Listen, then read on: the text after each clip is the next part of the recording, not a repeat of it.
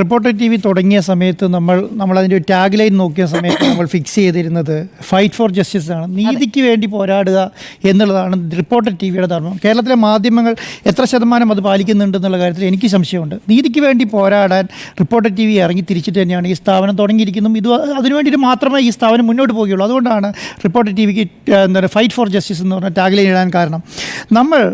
നമുക്ക് മിനിങ്ങാന്ന് ഈ പറയുന്ന പരാതിയെക്കുറിച്ച് നമ്മൾ മിനിങ്ങാന്ന് രാവിലെയാണ് അറിയുന്നത്. നമ്മൾ മിനിങ്ങാന്ന് രാവിലെ അറിഞ്ഞിട്ട് നമ്മൾ വൈകുന്നേരം വരെ ഇതിനെക്കുറിച്ച് അറിയാവും. നമുക്കൊരു പരാതി കിട്ടിക്കഴിഞ്ഞാൽ നമുക്ക് നിരവധി പരാതികൾ ഇവിടെ വരുമല്ലോ. അപ്പോൾ നമ്മളിതൊന്നും ക്രോസ് വെരിഫൈ ചെയ്യാതെ അല്ല നമ്മളൊന്നും കൊടുക്കുന്നത്. നമ്മൾ വൈകുന്നേരം വരെ ഇതിനെക്കുറിച്ച് അന്വേഷിക്കുന്നു. വൈകുന്നേരം ആയതിന് ശേഷമാണ് ടി വി പ്രസാദ് മലപ്പുറത്തേക്ക് പോകുന്നത്. മലപ്പുറത്തേക്ക് പോയി മലപ്പുറത്ത് അവിടെ ചെന്നതിന് ശേഷം നമ്മളെന്താണ് ഈ കാര്യങ്ങൾ മുഴുവൻ പിറ്റേ ദിവസം രാവിലെ തുടങ്ങി വൈകുന്നേരം വരെ അന്വേഷിക്കുകയാണ്. അന്വേഷിച്ചതിന് ശേഷം ഇവർ പറഞ്ഞതനുസരിച്ചിട്ട് ഇവരെ സാക്ഷികൾ ആരാണ്, ഈ പറയുന്ന പ്രശ്നങ്ങൾക്ക് അതിൽ സാക്ഷികളുണ്ടോ എന്ന് നോക്കുന്നുണ്ട്. സാക്ഷികളുണ്ടെന്ന് അറിയാണ്. സാക്ഷികളുണ്ടതിന് ശേഷം അവരോട് നമ്മൾ ചോദിക്കുകയാണ് ഇങ്ങനെ നടന്നിട്ടുണ്ടോ എന്ന് പറയും. അപ്പോൾ അവർ പറയുന്നത് ഞാൻ കണ്ണുകൊണ്ട് കണ്ടതാണ് എന്ന് നമ്മുടെ വൈറ്റിലും അവർ പറയുന്നുണ്ടല്ലോ. ദിക്സാക്ഷിയുടെ പ്രതികരണമുണ്ട്, നമ്മൾ കണ്ണുകൊണ്ട് കണ്ടതാണ് എന്ന് പറയുകയാണ്. അതിനുശേഷം നമ്മൾ എന്ത് ചെയ്തു, അവിടുത്തെ ഈ പറഞ്ഞ അവർ പിന്നെ അതിജീവിത പറയുന്നുണ്ട് എനിക്ക് PV അൻവറുമായി സംസാരിക്കണം എന്ന് പറയുന്നുണ്ട്. നമ്മൾ PV അൻവറോട് ഇങ്ങനെ ഒരു പരാതി വന്നിട്ടുണ്ട്, നിങ്ങളൊന്ന് പോയി കണ്ടാൽ നന്നാവും എന്ന് പറയുന്നു. PV അൻവർ ആ സ്ത്രീയെ പിന്നെ അവരുടെ ഒരു പാർട്ടി പ്രവർത്തകൻ്റെ വീട്ടിലേക്ക് വിളിച്ചു വരുത്തി അവിടെ കാണുന്നുണ്ട്. അവിടെ എനിക്ക് വനിതാ പ്രവർത്തകർ അവർ 10-15ഓളം വനിതാ പ്രവർത്തകരും എനിക്ക് തോന്നുന്നു 10-30ഓളം പാർട്ടി പ്രവർത്തകരുമുണ്ട്, പൊതുപ്രവർത്തകരുമുണ്ട്. അവിടുന്ന് ഈ പറയുന്ന PV അൻവർ അടക്കം കേട്ടതിന് ശേഷം ആണ് നമ്മൾ ആ വൈറ്റ് സത്യം പറയുന്നത് അവിടെ നിന്നാണ് കേൾക്കുന്നത്. രാത്രി എനിക്ക് തോന്നുന്നു 9 മണിയൊക്കെ ആയപ്പോഴാണെന്ന് തോന്നുന്നുണ്ട്, സമയം ഫിക്സ് ചെയ്യുന്ന ആ സമയത്താണെന്ന് തോന്നുന്നുണ്ട്. ആ സമയത്ത് നമ്മൾ അവിടുന്ന് ബൈറ്റ് എടുക്കുന്നു. അത് ഏകദേശം എനിക്ക് 30 മിനിറ്റോളമുള്ള ഒരു ബൈറ്റാണ്. ആ സംവിധാനം അതിന് ശേഷവും നമ്മൾ രാത്രി മുഴുവൻ അതിനെക്കുറിച്ച് ആലോചിക്കും. എന്താണ് വിചാരിക്കുന്നത്, കേരളത്തിലെ മാധ്യമ സ്ഥാപനം എന്നുള്ള നിലയ്ക്ക് റിപ്പോർട്ടർ ടി വി ഇത്രയും നാളെടുത്തിരിക്കുന്ന നിലപാടുകളെ എല്ലാം തകിടം മറിക്കുന്ന വിധത്തിൽ ഒരു വാർത്തയെടുത്ത് അങ്ങ് എന്തെങ്കിലും ഒരു അജണ്ട സെറ്റ് ചെയ്ത് അങ്ങനെ മുന്നോട്ട് പോകുമെന്ന് വിചാരിക്കുന്നുണ്ടോ? അങ്ങനെ ആരെങ്കിലും വിചാരിക്കുന്നില്ല. അവരെത്ര മൂടന്മാരും മണ്ടന്മാരുമാണെന്ന് ആലോചിക്കണം. അങ്ങനെ ഒരു വാർത്ത നമ്മൾ പ്രക്ഷേപണം ചെയ്യുമെന്ന് തോന്നുന്നുണ്ടോ? നമ്മൾ അതിനെക്കുറിച്ച് മുഴുവൻ പഠിച്ചതിന് ശേഷം നമ്മൾ എന്ത് ചെയ്യുന്നു, ഇന്ന് രാവിലെ 9 മണിക്കാണ് ടെലികാസ്റ്റ് ചെയ്യുന്നത്. 9 മണിക്ക് ടെലികാസ്റ്റ് ചെയ്തു, അല്ല 8 മണിക്ക് 9 മണിക്കാണ് ആദ്യം ടെലികാസ്റ്റ് ചെയ്യാൻ വെച്ചിരുന്നത്. കാരണം ഇതിൻ്റെ പ്രഷർ എന്ന് പറയുന്നത് വലുതാണ്. കാരണം ആ പ്രഷർ താങ്ങാൻ വേണ്ടിയിട്ട് ആ പറഞ്ഞ അതിജീവിതയ്ക്കുണ്ടാവും. അവർ ബൈറ്റ് കൊടുത്ത ആൾക്കാരല്ലേ. നമ്മൾ അവരോട് ചെയ്യുന്ന ക്രൂരത എത്ര വലുതായിരിക്കും. നമ്മൾ 9 മണിക്ക് കൊടുക്കുമെന്ന് നമ്മളതുകൊണ്ടാണ് രാവിലെ 7:30 തന്നെ അത് ബ്രേക്ക് ചെയ്യാനുള്ള കാരണം. ബ്രേക്ക് ചെയ്തതിന് ശേഷം എന്താണ് അടുത്തതായിട്ട് ഏഷ്യാനെറ്റ് ബ്രേക്ക് ചെയ്യുകയാണത്. എനിക്ക് തോന്നുന്നത് 3-4 മിനിറ്റുള്ള ഒരു വാർത്ത ഏഷ്യാനെറ്റ് ബ്രേക്ക് ചെയ്യാണ്. അത് കഴിഞ്ഞിട്ട് ഈ പറഞ്ഞ കേരളത്തിലും എല്ലാ മാധ്യമങ്ങളും 1 by 1 ആയിട്ട് ബ്രേക്ക് ചെയ്യുന്നുണ്ട്. അപ്പം അവരോട് നമ്മൾ ഏറ്റെടുത്ത് കൊണ്ടുവന്ന കോഴ്സിൻ്റെ പുറകെ അവർ നിന്നു എന്നുള്ളതാണ് ഞാൻ കണ്ടത് ഭാഗ്യം. പിന്നെ ഈ പറയുന്ന വാർത്തകളെ എങ്ങനെ കൈകാര്യം ചെയ്യുന്നു എന്നുള്ളത് നമ്മുടെ എഡിറ്റോറിയൽ തീരുമാനവും നമ്മുടെ തീരുമാനമാണ്. കാരണം അത് എന്ന് പറയുന്നത് നമ്മൾ ആ സ്ത്രീയിൽ നിന്ന് എന്താണോ മനസ്സിലാക്കിയിരിക്കുന്നത് അത് ജനങ്ങളോട് വിളിച്ചു പറയുക എന്നുള്ളതാണ് നമ്മുടെ ഉത്തരവാദിത്വം. നമുക്ക് അവർക്ക് വേണ്ടിയിട്ട് പോലീസ് സ്റ്റേഷനിൽ പോകാൻ പറ്റുമോ? നമുക്ക് അവരുടെ മുഖ്യമന്ത്രി ഓഫീസിൽ പോകാൻ പറ്റുമോ? നമുക്ക് അവരുടെ പരാതിയായിട്ട് മുന്നോട്ട് പോകാൻ പറ്റുമോ? ഒന്നും നമുക്ക് പറ്റില്ലല്ലോ. നമുക്ക് പറ്റുന്ന എന്താണ്, നമ്മൾ അറിഞ്ഞ കാര്യങ്ങൾ ജനങ്ങളോട് വിളിച്ച് പറയാം. അതാണല്ലോ നിസാർ നേരത്തെ പറഞ്ഞതുപോലെ ഹേമ കമ്മിറ്റി റിപ്പോർട്ടിൽ വന്ന ആൾക്കാരെ അവർ പറഞ്ഞ കാര്യങ്ങളെല്ലാം നമ്മൾ ടെലികാസ്റ്റ് ചെയ്തില്ലേ. നമ്മൾ അതിൻ്റെ നിജസ്ഥിതി എന്താണെന്ന് അന്വേഷിക്കുന്നത് ടെലികാസ്റ്റ് ചെയ്യുന്നു. അല്ലാതെ അവർ മുൻ ജീവിതം എന്താണ്, അവർ മുൻപ് എന്തൊക്കെ ചെയ്തിട്ടുണ്ടോ, എങ്ങനെ ചെയ്തിട്ടുണ്ട് എന്നൊക്കെ നോക്കാൻ പോകുന്നുണ്ടോ? പക്ഷെ നമ്മളെ സംബന്ധിച്ചിടത്തോളം ഒരു അതിജീവിത എന്ന് പറയുന്നത് അവർ പീഡനമേറ്റ സ്ത്രീയാണ്. ആ പീഡനമേറ്റ സ്ത്രീകൾ എന്തു പറഞ്ഞാലും അവർ എന്ത് സ്ത്രീകളായിക്കോട്ടെ നമ്മളത് ടെലികാസ്റ്റിൽ ബാധിച്ചതല്ലേ. അല്ലെങ്കിൽ നമ്മൾ ഈ മാധ്യമ സ്ഥാപനം എന്ന് പറഞ്ഞ് ഇവിടെ തുറന്നു വെച്ചിട്ട് എന്താ കാര്യമുള്ളത്? ഒരു കാര്യമില്ലെന്നാണ് ഞാൻ വിശ്വസിക്കുന്നത്. അപ്പം നമ്മളെ സംബന്ധിച്ചിടത്തോളം നമ്മളത് സത്യസന്ധമായി അതിൻ്റെ വിക്ടിം ആരായിക്കോട്ടെ, SP ആയിക്കോട്ടെ, DYSP ആയിക്കോട്ടെ, CI ആയിക്കോട്ടെ, ആരായിക്കോട്ടെ, ഇനി മന്ത്രിമാരായിക്കോട്ടെ, നമ്മൾ എത്ര മന്ത്രിമാർക്കെതിരെ ആരോപണങ്ങൾ നമ്മൾ ടെലികാസ്റ്റ് ചെയ്തിട്ടുണ്ട്. കേരളത്തിലെ മന്ത്രിമാർ ലൈംഗിക ആരോപണം വെച്ച് രാജിവെച്ച് പോയിട്ടില്ലേ? എത്ര ആരോപണങ്ങൾ തെളിഞ്ഞിട്ടുണ്ട്? ഈ പറഞ്ഞ ആരോപണങ്ങൾ മുഴുവൻ തെളിഞ്ഞിട്ടാണുള്ളത്. പരാതി വന്നാൽ അറ്റ്ലീസ്റ്റ് ഒരു മര്യാദയുടെ പേരിലെങ്കിലും ആ സ്ത്രീയോടൊന്ന് വിളിച്ച് ചോദിക്കാനുള്ള മര്യാദ ഈ സമയം വരെ ഈ പറഞ്ഞ കേരള സർക്കാർ ചെയ്തിട്ടില്ല എന്ന് പറഞ്ഞാൽ അതിന് എന്താ മറുപടി പറയേണ്ടത്? ഈ സമയം വരെ ചെയ്തിട്ടില്ല എന്നുള്ളതാണ്. എൻ്റെ ഭാഗത്തുനിന്ന് ഞാൻ നോക്കുമ്പോൾ എന്താണ്, കേരളത്തിലെ ഒരു ഉത്തരവാദിത്തപ്പെട്ട മാധ്യമ സ്ഥാപനം എന്നുള്ള നിലയ്ക്ക് നമ്മുടെ അടുത്തൊരു പരാതി കിട്ടുന്നു. ആ പരാതിനെ നിജസ്ഥിതി നമ്മൾ അന്വേഷിക്കുന്നു, നമ്മളത് കൊടുക്കുന്നു. ഇനി അവർ നുണ പറയുകയോ അവരതിനെ കള്ളത്തരാണ് പറയുന്നതെങ്കിൽ അവരെ ശിക്ഷിക്കാനുള്ള നിയമം ഈ നാട്ടിലില്ലേ? അതിന് അന്വേഷിക്കാനുള്ള സംവിധാനം ഈ നാട്ടിലില്ലേ? അത് അന്വേഷിക്കാൻ പോലും ഈ സമയം വരെ വിചാരിച്ചില്ല. ഇവർ കള്ളത്തരമാണോ പറയുന്നത്? എത്ര ആൾക്കാർക്കെതിരെ ആരോപണം പറഞ്ഞിട്ടുള്ളത്? ആ ആരോപണം കള്ളത്തരമാണോ എന്ന് അന്വേഷിക്കാനുള്ള ഒരു സംവിധാനം ഈ കേരളത്തിലില്ലേ? അപ്പോഴത്തേക്കും നമ്മളെ ആൾക്കാർ വന്നിട്ട് പറയുകയാണ് എന്ത്, അയ്യോ ഇത് ഒരു സേനയ്ക്ക്, ഞാൻ പറഞ്ഞത് ഈ സേനയുടെ ഇൻറ്റഗ്രിറ്റി അല്ലാതെ കേരളത്തിലെ പോലീസിൻ്റെ ഇൻറ്റഗ്രിറ്റി ഒന്നും ഇവിടെ ആരും ചോദ്യം ചെയ്യുന്നില്ല. കേരളത്തിലെ പോലീസിൻ്റെ ഇൻറ്റഗ്രിറ്റീനൊക്കെ കേരളത്തിലെ ജനങ്ങൾ നല്ല ഇന്ത്യയിലെയോ അല്ലെങ്കിൽ വേൾഡിയോ ഒന്നാമതോ അതിനനുസരിച്ച് അടുത്തോ നിൽക്കുന്ന പോലീസ് സേനയാണ് നമ്മുടെ എന്നുള്ളത് ആർക്കാണ് അവിടെ സംശയമുള്ളത്? മുഖ്യമന്ത്രി പിന്നെ ഇത് ഇവിടെ പറഞ്ഞ പോലെ ഇവിടെ നമ്മുടെ പോലീസ് അസോസിയേഷൻ്റെ യോഗത്തിൽ പറഞ്ഞതുപോലെ ഇതിൽ ചില പുഴുക്കുത്തുകൾ ഉണ്ടാവുന്നേ. എത്ര ആയിരക്കണക്കിന് പോലീസുകാരുള്ള കേരളത്തിൽ എല്ലാവരും ശുദ്ധന്മാരും സത്യസന്ധരും പിന്നെ ക്ലീനായി വർക്ക് ചെയ്യുന്ന ഇവിടെ കസ്റ്റഡി കൊലപാതകം നടക്കുമോ? അങ്ങനെയാണോ നടന്നിട്ടുള്ളത്? നമ്മൾ ഈ താനൂർ കസ്റ്റഡി കൊലപാതകത്തിൽ എന്താ സംഭവം? ദിവസങ്ങളോളം റിപ്പോർട്ടർ TV ചർച്ച ചെയ്തിട്ടല്ലേ ഈ 4-5 മാന്യന്മാർ ജയിലിൽ പോയത് അല്ലേ? ദിവസങ്ങളോളം. ഒന്നാമത്തെ ദിവസം ചർച്ച ചെയ്തപ്പോഴോ രണ്ടാമത്തെ ദിവസം ചർച്ച ചെയ്തപ്പോഴോ ഈ വേറെ ഏതെങ്കിലും മാധ്യമങ്ങൾ അത് ഏറ്റുപിടിച്ചിട്ടുണ്ടായിരുന്നോ? ഞാൻ വിശ്വസിക്കുന്നത് ഒരു മാധ്യമങ്ങൾ ഏറ്റുപിടിച്ചിട്ടില്ല എന്നുള്ളതാണ്. നമ്മുടെ കുറേ കാര്യങ്ങൾ പറഞ്ഞ് കഥ പറയുകയായിരുന്നു ചെയ്ത് അന്നത്തെ സമയങ്ങൾ മുഴുവൻ. എനിക്കറിയാം CBI അന്വേഷിക്കുന്നില്ല കേസ്. അന്നത്തെ ഈ കസ്റ്റഡി മരണം ഉണ്ടായിരുന്നില്ല എന്ന് മാന്യതയോടുകൂടി പറഞ്ഞ ആരെങ്കിലും CBI എന്തിനാ ഈ കേസ് അന്വേഷിക്കുന്നത്? CBI എന്തിനാ 4 പേരെ പിടിച്ച് ജയിലടച്ചത്? ഇത് നമ്മളാരെങ്കിലും പറഞ്ഞിട്ടാണോ ഇവർ പോയി കസ്റ്റഡി കൊലപാതകത്തിൽ കൂടെ ഈ സംവിധാനം ചെയ്തിട്ടുള്ളത്? ഇത് പറയുന്ന സംവിധാനം, ഇതിൽ പറയുന്ന ഈ 5 ദിവസമായിട്ട് PV അൻവർ നടത്തുന്ന വെളിപ്പെടുത്തൽ എന്താ? PV അൻവർ സർക്കാരിനെതിരെയാണെന്ന് ഞാൻ വിശ്വസിക്കുന്നില്ല. PV അൻവർ എന്താ പറയുന്നത്? അതൊരു പോലീസ് സേനയിൽ ഉണ്ടാകുന്ന കുറച്ച് പ്രശ്നങ്ങളെക്കുറിച്ച് അദ്ദേഹം പറഞ്ഞുകൊണ്ടിരിക്കുന്നത്, അതിന് വഴിവെക്കുന്ന സംവിധാനങ്ങളെക്കുറിച്ച് അദ്ദേഹം പറഞ്ഞുകൊണ്ടിരിക്കുന്നത്. അപ്പോൾ ആ ലെവലിലേക്ക് ഈ പറയുന്ന സംവിധാനങ്ങൾ മാറുമ്പോൾ ഈ പിന്നെ താനൂർ കസ്റ്റഡി കൊലപാതകത്തിലെ പോലെ അല്ലെങ്കിൽ അതുപോലെയുള്ള മറ്റുള്ള കേസുകളെ പോലെ എത്ര കേസുകളാണ് ഈ കഴിഞ്ഞ 2 ആഴ്ചയായിട്ട് ഈ പറഞ്ഞ ലൈംഗിക പീഡനത്തിനോ ലൈംഗിക പിന്നെ പരാതികൾക്കെതിരെ എടുത്തിട്ടുള്ളത്? ഹേമ കമ്മിറ്റി റിപ്പോർട്ടിൽ 17 പരാതിയോ 18 പരാതി എല്ലാത്തിനും FIR ഇട്ട് ഒരു സ്പെഷ്യൽ ടീമിനെ കോൺസ്റ്റിറ്റ്യൂട്ട് ചെയ്ത് അവർ അന്വേഷിക്കുന്നില്ലേ? ആ അന്വേഷിക്കുന്ന ഭാഗമായിട്ട് എന്തുകൊണ്ട് ഇതുപോലെ ഒരു 30 മിനിറ്റ് അവർക്ക് നടന്ന കാര്യങ്ങളെല്ലാം ഞാൻ വിശ്വസിക്കുന്നില്ല സ്മൃതി. ഒരു സ്ത്രീക്ക് ഇങ്ങനെ ഇടവിടാതെ കറക്റ്റായിട്ട് ഈ 30 മിനിറ്റ് പറയാൻ പറ്റുമെന്നുള്ളത്. നമ്മളൊരു വൈദ്യ 39 വയസ്സുള്ള സ്ത്രീയാണത്.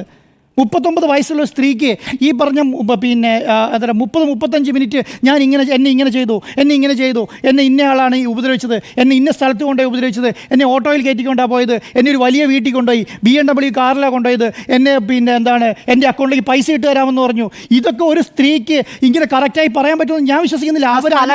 ഈ സ്ഥലങ്ങൾ പറഞ്ഞു കൊടുക്കുന്നു, എന്നെ എവിടെയാണ് കൊണ്ടുവിട്ടതെന്ന് പറയുന്നു, ഏത് ബസ്സിലാണ് പോയതെന്ന് പറയുന്നു. ഇവിടെ ഈ പറഞ്ഞവർക്ക് എല്ലാ സാക്ഷിയില്ലേ? ഇവരുടെ കൂടെ സ്റ്റേഷനിൽ പോയത് അവരുടെ മകനുണ്ട്, അവരെ കൂടെ പോയ ഒരാളുണ്ട്. ഈ പറഞ്ഞ പിന്നെ CI വീട്ടിൽ വരുമ്പോൾ ഉണ്ടായൊരു സ്ത്രീയുണ്ട്, അവർ ദൃക്സാക്ഷിയായിട്ട് അവിടെ ഉണ്ട് ഇല്ലേ? അവരൊരു ചെറിയ മോനില്ലേ? ഈ ചെറിയ മോനോടൊക്കെ ചോദിച്ചാൽ സത്യം പറയില്ലേ? അതിന് അടുത്തൊരാളില്ലേ? അത് കഴിഞ്ഞിട്ട് പിന്നെ DYSPക്ക് പരാതി കൊടുക്കാൻ പോകുമെന്ന് പറയുന്നു. DYSP പരാതി കൊടുക്കുമ്പോൾ DYSPൻ്റെ പരാതി ഉണ്ടാവില്ലേ അവിടെ? അതിനുശേഷം SP-ക്ക് പരാതി കൊടുക്കാൻ പറഞ്ഞു, SP-ക്ക് പരാതി ഉണ്ടാവില്ലേ അവിടെ? ഇവർ രണ്ടുപേരും സമയത്ത് ഒന്നിച്ചുണ്ടോ എന്നുള്ളത് കോൾ രജിസ്റ്റർ ചെക്ക് ചെയ്തുകൂടെ? SP-യും ഇവർ ഒന്നിച്ചുണ്ടായിരുന്ന കോൾ രജിസ്റ്റർ ചെയ്തുകൂടെ? ഇവർ പറഞ്ഞ സ്ഥലത്ത് ഈ സമയത്ത് ഈ പറഞ്ഞ സ്ത്രീനെ ഫോൺ വിളിച്ചിട്ടുണ്ടോ എന്ന് ചെക്ക് ചെയ്താൽ മനസ്സിലാവില്ലേ? ഈ പറഞ്ഞ ബസ്സിൽ ആ സമയത്ത് യാത്ര ചെയ്തുണ്ടോ എന്ന് അന്വേഷിച്ചാൽ മനസ്സിലാവില്ലേ? ഈ പറഞ്ഞ ഓട്ടോറിക്ഷക്കാരൻ കൂട്ടിക്കൊണ്ട് പോകുന്നോ എന്ന് മനസ്സിലാവില്ലേ? ഇതൊന്നും പരിശോധിക്കാതെ ഒരു സുപ്രഭാതത്തിൽ അങ്ങ് വിളിച്ചു പറയുകയാണ്, എന്ത് ഇങ്ങനെ ഒരു സംഭവം ഇല്ല, ഇതൊരു വ്യാജ വാർത്തയാണ്. ഇങ്ങനെയാണെങ്കിൽ കേരളത്തിൽ ഏത് വാർത്തയാണ് നമുക്ക് പുറത്തുവിടാൻ പറ്റുക? ഏത് വാർത്ത പുറത്തുവിടാൻ പറ്റും? ഈ പറയാൻ ധൈര്യമില്ലാത്തവർ ഇപ്പോൾ പറയാൻ വരുന്നു എന്നുള്ളൊരു കാര്യമുണ്ട്. ഈ അൻവർ ഇങ്ങനെ പറഞ്ഞുകൊണ്ടാണ് അവർക്ക് ധൈര്യം വന്നത് പറയാൻ. ആ സ്ത്രീ പറയുന്നുണ്ടല്ലോ, എനിക്ക് അൻവറെ കാണണം, എനിക്ക് MLA-നെ കാണണം എന്ന് പറയുന്നത് എന്തിനാണ്? കാരണം അവിടുന്ന് ഒരു സപ്പോർട്ടെങ്കിലും വേണമെന്നുള്ളത് കൊണ്ടാണ്. നമ്മളെന്താണ് സ്മൃതി MLA-നെ കണ്ടോട്ടെ എന്ന് വെച്ചെന്താണ്? ഈ ആരോപണം നമുക്ക് നേരെ വരുമെന്നുള്ള ഉത്തരവാദിത്ത ബോധ്യം നമുക്കുണ്ട്. കാരണം അതുകൊണ്ടാണ് ഈ പറയുന്ന DYSP-യായി ബന്ധപ്പെട്ട കാര്യങ്ങൾ നമ്മളൊന്നും ചർച്ച ചെയ്യാതെ ഒരു പ്രശ്നമില്ലാതെ പോകുന്ന സമയത്തൊന്നും എനിക്കൊരു പ്രശ്നം വരുന്നതായിട്ട് തിരിച്ച് നമ്മൾ എടുത്തു വെക്കുന്നതാണോ? ഒരിക്കലും അല്ലല്ലോ. ഈ പറയുന്ന ഇഷ്യൂസുകളെ കറക്റ്റായി അനലൈസ് ചെയ്യാതെ എന്തൊക്കെയോ ഇരുന്ന് പറയുകയാണ് ആൾക്കാർ. ഇതിൻ്റെ ലെവലിലേക്ക് ജനങ്ങളെയാണല്ലോ നമ്മൾ തിരിച്ചുവിടുന്നത്. ഇന്നത്തെ സംഭവം എന്താണ്? ഇന്ന് മാധ്യമങ്ങളിൽ ചെയ്ത വേറൊരു കാര്യം അറിയാമോ നിങ്ങൾക്ക്? പ്രതികളുടെ ബൈറ്റ് വരികയാണ്. ആരോപണ വിധേയരുടെ ബൈറ്റാണ് വരുന്നത്. ഞാനിങ്ങനെ ചെയ്തില്ല. കേരളത്തിൽ ഏതെങ്കിലും ആരോപണ വിധേയം വന്ന് പറഞ്ഞിട്ടുണ്ടോ ഞാനിങ്ങനെ ചെയ്തിട്ടുണ്ടെന്ന്? ഒരു ആരോപണ വിധേയം എന്ന് പറഞ്ഞിട്ട് ഞാൻ കേട്ടിട്ടില്ല. ഞാനിതാ പീഡിപ്പിച്ചിട്ടുണ്ട് എന്നൊന്ന് പറയുമോ? പീഡിപ്പിച്ചിട്ടില്ല എന്ന് പറയും. അദ്ദേഹത്തിന് പറയാവുന്ന മുഴുവൻ പറയില്ലേ? പ്രസാദ് TV പ്രസാദ് കുത്തി ചോദിക്കുന്നുണ്ട്. ആരോട്? ഈ പറഞ്ഞ CIനോട് ചോദിക്കുന്നത്, നിങ്ങൾ ഇവർക്ക് വ്യാജ പരാതി അല്ല, നിങ്ങൾക്ക് ഇതിലെ ഇങ്ങനെ ഒരു സ്ഥലവുമായി ഭൂമി തർക്കവുമായി ബന്ധപ്പെട്ട ഒരു പരാതി നിങ്ങൾ കിട്ടിയിട്ടുണ്ടോ? ഇല്ല എന്ന് മാത്രം പറഞ്ഞുകൊണ്ടിരിക്കുക. എന്നിട്ട് പ്രസാദിൻ്റെ ബൈറ്റ് കഴിഞ്ഞിട്ട് പത്രസമ്മേളനം നടക്കുകയാണ്. പത്രസമ്മേളനത്തിൻ്റെ ഭാഗത്ത് വേറൊരു പത്രപ്രവർത്തകൻ ചോദിച്ചു, നിങ്ങൾക്ക് ഇങ്ങനെ ഒരു പിന്നെ ഭൂമി തർക്കമായിട്ട് ബന്ധം കിട്ടിയിട്ടില്ലേ? അതൊരു എന്താണ്? സിവിൽ കേസാണ്. അത് ഞാൻ ഈ സിവിൽ കേസിനെ കുറിച്ചാണ് പറയുന്നത്. RDO-നോട് പറയാൻ പറഞ്ഞിട്ടുണ്ടെന്ന് പറയും. ഇദ്ദേഹം അങ്ങ് പോയി. അതിന് മറുപടിയില്ല. അപ്പോഴത്തേക്ക് പത്രസമ്മേളനം തീർന്നു, അതങ്ങ് പോയി. അപ്പോൾ സൈഡിൽ നിന്ന് അടുത്ത 10 പേർ വേറെ ക്വസ്റ്റ്യൻ ചോദിച്ചാൽ അതിലേക്ക് കൊണ്ടുവന്ന് നോക്കുക. മാധ്യമ സ്ഥാപനങ്ങൾ കൊണ്ടുവന്ന് നോക്കുകയാണ്. അതേത് അജണ്ടയാ? അങ്ങനെ ഒരു അജണ്ട പറ്റില്ലല്ലോ. അപ്പോൾ ഞാൻ റിപ്പോർട്ടർ ടി വിയെ സംബന്ധിച്ചിടത്തോളം ഇവിടെ ഒരു കോക്കസ് കച്ചവടം ഇല്ല. ഒരു വാർത്ത നമുക്ക് കിട്ടുന്നു, എല്ലാ മാധ്യമങ്ങൾക്കും അയച്ചു കൊടുക്കുന്നു, നമുക്ക് ഒന്നിച്ചൊരു വണ്ടിയുടെ പുറകെ പോയി ആ വാർത്ത ബൈറ്റ് എടുത്ത് അത് ടെലികാസ്റ്റ് ചെയ്ത് അതിലുണ്ടാകുന്ന അജണ്ടകളെല്ലാം സെറ്റ് ചെയ്ത് അങ്ങനെ ഉണ്ടായിരുന്നിരിക്കാം. ഈ സ്ഥാപനത്തെ സംബന്ധിച്ചിടത്തോളം ഞങ്ങൾക്കൊരു എക്സ്ക്ലൂസീവിറ്റി, ഞങ്ങളത് ടെലികാസ്റ്റ് ചെയ്യുള്ളൂ. ഞങ്ങൾക്ക് ആ എക്സ്ക്ലൂസീവ് കൊണ്ട് മാധ്യമങ്ങൾക്ക് കാഴ്ച വെച്ച് ഞങ്ങളുടെ വാർത്ത വലുതായി എല്ലാവരും കൂടെ സപ്പോർട്ട് ചെയ്ത് ഒന്നാമതാക്കിക്കൊണ്ടെന്നൊന്നും ഞങ്ങൾക്ക് ഒരു നിർബന്ധമില്ല. നമ്മളെ സംബന്ധിച്ചിടത്തോളം എന്താണ്, വാർത്ത നമ്മുടെ കയ്യിൽ കിട്ടിയാൽ നമ്മൾ സത്യസന്ധവും വിശ്വാസയോഗ്യമായ രീതിയിൽ നമ്മൾ ഗവൺമെൻറ്റിലേക്ക് മുറിക്കും. ഇനി ഗവൺമെൻറ് തീരുമാനിച്ചോട്ടപ്പോൾ കേസ് എടുത്തില്ലെങ്കിൽ നമുക്കെന്താ, എടുത്താൽ നമുക്കെന്താ, ഇവരെ ശിക്ഷിച്ചാൽ നമുക്കെന്താ, ശിക്ഷിച്ചില്ലേ നമുക്കെന്താ. പക്ഷെ നമ്മളെ സംബന്ധിച്ചിടത്തോളം എന്താ, ഒരു വാർത്തയ്ക്ക് പുറകെ നിന്നാൽ അതിൻ്റെ ഏതറ്റം വരെയും പോകുമെന്നുള്ള നിലപാട് നമ്മൾക്കുണ്ട്. അത് ഏതറ്റം വരെയും നമ്മൾ പോകും. ഇനി ഇവർക്കെതിരെ ഇവർ വ്യാജ പരാതിയാണോ കൊടുത്തേ, അവർ ശിക്ഷ അതും ആദ്യം ടെലികാസ്റ്റ് ചെയ്ത് റിപ്പോർട്ടർ ടി വി ആയിരിക്കും. എന്താ അതിന് സംശയമുള്ളത്? ഒരു സംശയം ഈ കാര്യത്തിലില്ല. റിപ്പോർട്ടർ ടി വിയെ സംബന്ധിച്ചിടത്തോളം ഈ പറഞ്ഞ SP എന്നുള്ളതല്ല, DYSP എന്നുള്ളതല്ല, CA എന്നുള്ളതല്ല. ഇതെന്താണ്, നമ്മൾ ഈ ശൃംഖല എന്ന് പറഞ്ഞാൽ ഇവരെല്ലാവരും പീഡിപ്പിച്ചെന്ന് ഒരാൾ പറഞ്ഞുകൊണ്ടാണ്. എങ്ങനെയാണ് ഇന്നൊരു കൺക്ലൂഷനിൽ ഇവരെത്തുന്നത്? ഇങ്ങനെ ഒരു വ്യാജ പരാതി ഏത് അന്വേഷണത്തിൻ്റെ അടിസ്ഥാനത്തിലാണ് ഈ അന്വേഷണം? ഇവർ പറയുന്ന അന്വേഷണം ഏതാണെന്നറിയോ? SP-ക്കെതിരെയുള്ള പരാതി 2 DYSP അന്വേഷിച്ചു വന്നു. SP-ക്കെതിരെ പരാതി 2 DYSP അന്വേഷിച്ചു. CA-ക്കെതിരെ പരാതി CA-നോട് ചോദിച്ചു, നീ ഇങ്ങനെ ചെയ്തിട്ടില്ല അല്ലേ? അപ്പോൾ റെഡിയാണ്. റെഡി, എന്നാൽ ഒരു പണി ചെയ്തോ, എന്നാൽ ഇത് എഴുതിക്കോ. ശരി, ഇതില്ല കേട്ടോ, ഇതാ ഞാൻ DYSP എഴുതുകയാണ്, CA ഇങ്ങനെ പറഞ്ഞിട്ടുണ്ട്, ഇങ്ങനെ പരാതിയൊന്നുമില്ല എന്ന് പറഞ്ഞിട്ടുണ്ട്, SP-ക്ക് ശരി ക്ലോസ്. ഒരു FIR വേണ്ടേ? ഇപ്പം DYSP അന്വേഷിച്ച കേസുണ്ടല്ലോ, ഒരു ഫയൽ ഓപ്പൺ ചെയ്തിട്ടുണ്ടോ? ഇത് എഴുതിയിട്ട് ഈ പറയുന്ന ഇവരുടെ മൊഴി രേഖപ്പെടുത്തി ഇതിനകത്ത് വെക്കാൻ വേണ്ടി ഒരു ഫയൽ വേണ്ടേ? ആ ഫയൽ നമ്പർ ഏതാ? ഞാൻ പറയുന്നത് അങ്ങനെ ഒരു ഫയൽ ഓപ്പൺ ചെയ്യണമല്ലോ. ഇങ്ങനെ ഒരു പരാതി വെച്ചാൽ ആ ഫയൽ നമ്പർ ഏതാ? അങ്ങനെ ഒരു ഫയൽ നമ്പർ ഉണ്ടോ? അങ്ങനെ ഒരു ഫയലുണ്ടോ? FIR ഉണ്ടോ? 376 അല്ലേ? നോൺ വെയിലബിൾ ഓഫൻസ് അല്ലേ? ഈ പറഞ്ഞ പോലീസുകാർക്ക് ഇതിൻ്റെ ഇമ്മ്യൂണിറ്റി എന്തെങ്കിലും ഉണ്ടോ? സ്ത്രീ പഠന പരാതിക്ക് ഇമ്മ്യൂണിറ്റി ഉണ്ടോ? ഈ പറഞ്ഞ ഇമ്മ്യൂണിറ്റിക്ക് ഇവർക്ക് FIR ഇട്ടിട്ടുണ്ടോ? FIR ഇട്ടിട്ടില്ല. FIR ഇടാതെ ഇവർ എങ്ങനെ അന്വേഷിച്ചതായി പറയുന്നത്? ഇത് തന്നെ വലിയൊരു തെറ്റല്ലേ? ഞാൻ പറഞ്ഞത് പീഡനമല്ല, മാറ്റി വെക്കൂ. പീഡിപ്പിച്ചിട്ടില്ല, ഒരു സാധനം ചെയ്തിട്ടില്ല, എല്ലാം ശരി. ഞാൻ പറഞ്ഞത് ഇങ്ങനെ ഒരു സംഭവമേ നടന്നിട്ടില്ല. ഒരു പരാതി ഇട്ടിട്ട് FIR ഇല്ലാതെ ഇവരങ്ങനെ അന്വേഷിച്ചു. അത് തന്നെ ഒരു വലിയ തെറ്റല്ലേ? കേരള പോലീസിൻ്റെ ഭാഗത്ത് അങ്ങനെ ഒരു തെറ്റ് സംഭവിക്കാൻ പാടുമോ? അത് പോലീസ് ഉദ്യോഗസ്ഥനായിക്കോട്ടെ. ഇങ്ങനെ ഒരു പരാതി DGP-യുടെ അടുത്ത് എത്തിയിട്ടുണ്ടോ? എങ്ങനെയത് SP-ൻ്റെ അടുത്ത് മാത്രം പറഞ്ഞു ഇത്രയും ഒരു പോലീസ് ഉദ്യോഗസ്ഥന്മാർക്കെതിരെ, DYSP-ക്കെതിരെ, SI-ക്കെതിരെ ഒന്നും ഇങ്ങനെ ഒരു പരാതി DYSP-യുടെ അടുത്ത്, ADGP-യുടെ അടുത്തും DGP-യുടെ അടുത്ത് എത്തിയിട്ടുണ്ടോ? അതിനൊരു ഫയൽ നമ്പർ ഉണ്ടോ? ഇത് ഇന്നത്തെ പുറത്തു വന്നത് എന്താണ്? DYSP അടിച്ച അന്വേഷണ റിപ്പോർട്ടാണ്. അത് എങ്ങനെ അന്വേഷണ റിപ്പോർട്ട്? അത് ഇവരുണ്ടാക്കുന്ന സാധനം. ഇതെങ്ങനെ എപ്പോഴെങ്കിലും വന്നുകൂടെ? അപ്പം ഞാൻ പറയുന്നത് ഈ പറഞ്ഞ പോലീസ് സേനയെ അടച്ചാക്ഷേപിക്കുക എന്നുള്ളൊരു നരേറ്റീവിനെ സൃഷ്ടിച്ചിട്ട് ഒരു അസോസിയേഷൻ തന്നെ വന്ന് പറയുകയാണ് ഇത് ഇങ്ങനെ. ഞാൻ പറയുന്നത് ദയവേത് ഈ അസോസിയേഷൻ ചെയ്യേണ്ടത് എന്താണ്? നിങ്ങളുടെ ഉള്ളിലുണ്ടാകുന്ന ചെറിയ പ്രശ്നങ്ങളാണ്. ഇതൊരു വലിയ പ്രശ്നമല്ല. നിങ്ങൾ 1, 2, 3 പേർ ചെയ്യുന്ന പ്രശ്നങ്ങളാണല്ലോ. ആ പ്രശ്നങ്ങളെ നിങ്ങൾ തന്നെ അതിനെ അനലൈസ് ചെയ്ത് ഇതിൻ്റെ സത്യാവസ്ഥ ഇതാണ് എന്ന് പറയല്ലേ വേണ്ടത്. അതാണ് ഇത് ദയവേതിൻ്റെ മേലെ ചെയ്യേണ്ടത്. അല്ലാതെ ഇത് പോലീസ് സേനയ്ക്കെതിരെയുള്ള ഒരു സംവിധാനമേ അല്ല. ഇത് ഗവൺമെൻറ്റിൻ്റെ ഒരു സംവിധാനമല്ല. നാളെ രാവിലെ നമുക്ക് വേറെ ഒരു പരാതി കിട്ടുന്നെങ്കിൽ നമ്മളത് ടെലികാസ്റ്റ് ചെയ്യും എന്നുള്ളതാണ് നമ്മുടെ മുന്നിലുള്ളത്. അല്ലാതെ നമുക്ക് വേറെ എന്താണ് ചെയ്യാൻ പറ്റുക? ഈ നീതിക്ക് വേണ്ടി റിപ്പോർട്ടർ TV പോരാടും എന്നുള്ളതിനകത്ത് ഒരു സംശയമില്ല. നമ്മൾ അതിൻ്റെ മുന്നിൽ മാത്രമേ നിൽക്കുള്ളൂ. അതിൻ്റെ അപ്പുറത്തേക്ക് ഏതറ്റം വരെ പോകണമെങ്കിൽ നമ്മളതിന് വേണ്ടി പോവും. നമുക്കല്ലാതെ ഈ പറഞ്ഞ ഈ ഒരു വാർത്ത ഇല്ലാത്തതുകൊണ്ട് ഇന്ന് രാവിലെ ഒരു സാധനം ബ്രേക്ക് ചെയ്തോട്ടെ എന്ന് വിചാരിച്ചതല്ല. ഇന്നത്തെ മാധ്യമങ്ങളിൽ സാധാരണ നമ്മൾ ഇന്ന് അത്തമാണ്, ഇന്ന് തൃപ്പൂണിത്തറ അത്തത്തിലാണ് നമ്മൾ സാധാരണ ഉച്ചവരെ എല്ലാ വർഷങ്ങളും നിന്നുകൊണ്ടിരിക്കുന്നത് അല്ലേ? ഇന്ന് ഒരു മാധ്യമങ്ങളും എന്തുകൊണ്ടാണ് അത്തത്തിന് മേലെ നിന്നില്ല? ഒരു മാധ്യമങ്ങളും നിന്നായിട്ട് ഞാൻ കണ്ടില്ല. തുടങ്ങിയ മാധ്യമങ്ങൾ തന്നെ തിരിച്ച് ഈ പറഞ്ഞ സംവിധാനത്തിലേക്ക് തിരിച്ചു വന്നു. എന്തിനാണ് വന്നത്? ഇത് വലിയ വാർത്തയാണെന്ന് മനസ്സിലായി. ഇപ്പം ഞാൻ പറയുന്നത് എൻ്റെ കയ്യിലൊരു വാർത്ത കിട്ടി. എൻ്റെ കയ്യിൽ ആ വാർത്ത കിട്ടി. ആ വാർത്ത വേറൊരു മാധ്യമ സ്ഥാപനത്തിൽ കിട്ടിയില്ല എന്ന് നോക്കുക. അപ്പം ആ വാർത്ത കിട്ടിയില്ലെങ്കിൽ ആ വാർത്തയുടെ പുറകെ എങ്ങനെയാണ് നമ്മൾ പോവുക? എനിക്ക് വാർത്ത കിട്ടിയില്ല, കിട്ടുന്നത് വരെ നമ്മൾ വെയിറ്റ് ചെയ്യുക. നമ്മളങ്ങനെയല്ലേ ചെയ്യുന്നത്?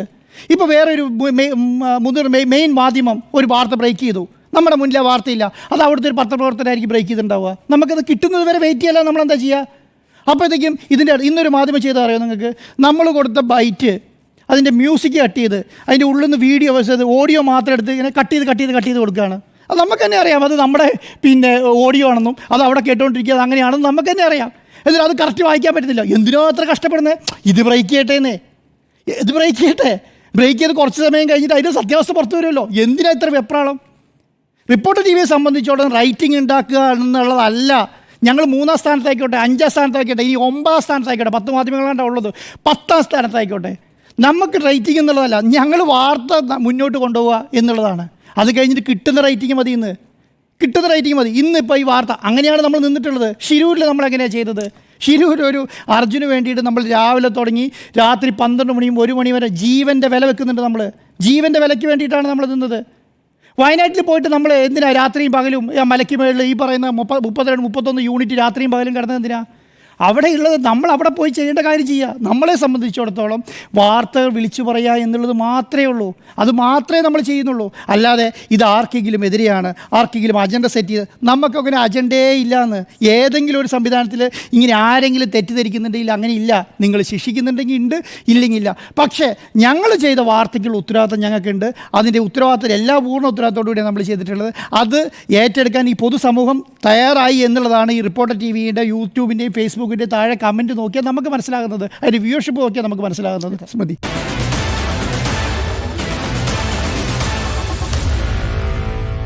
Meet the editors.